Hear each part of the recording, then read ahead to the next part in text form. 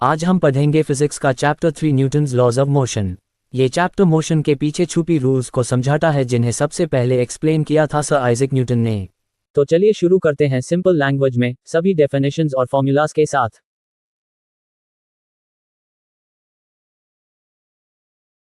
यही sir Isaac Newton. Force क्या होता है? फोर्स एक एक्सटर्नल पुश या पुल है जो किसी ऑब्जेक्ट के स्टेट ऑफ मोशन को चेंज कर सकता है। यानी फोर्स लगने से ऑब्जेक्ट की स्पीड, डायरेक्शन या शेप बदल सकती है। जैसे किसी भी दूर को धकेलना, फुटबॉल को लात मारना। जैसे मैग्नेट पेपर पिन को अट्रैक्ट करता है।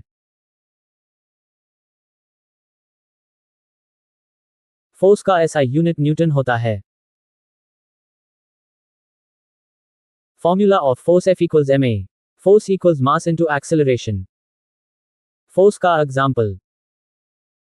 न्यूटन का पहला नियम कहता है A body remains in its state of rest or uniform motion in a straight line unless acted upon by an external force। यानी अगर किसी ऑब्जेक्ट पर कोई एक्सटर्नल फोर्स ना लगे तो वो या तो रेस्ट में रहेगा या फिर कांस्टेंट स्पीड से मूव करेगा। इस लॉ को हम लॉ ऑफ इनर्शिया भी कहते हैं।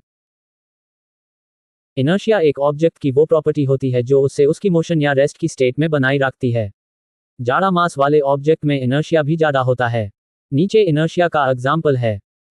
न्यूटन का दूसरा नियम कहता है The rate of change of momentum of an object is directly proportional to the applied force and takes place in the direction of force।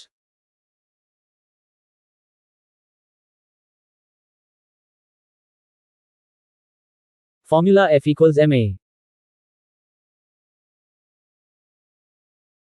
यहाँ F equals force, m equals mass on kilogram, a equals acceleration।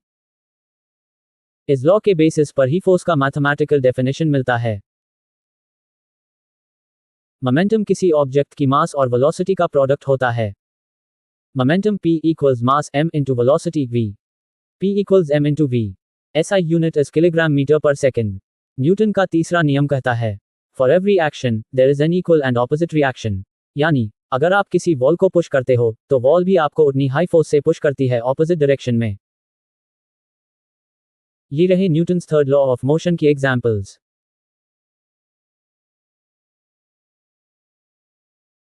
जब force किसी object पर बहुत कम time के लिए लगता है तो उस इफेक्ट को इंपल्स कहते हैं। Impulse equals force into time equals change in momentum. Impulse equal to F into T equal to change in momentum.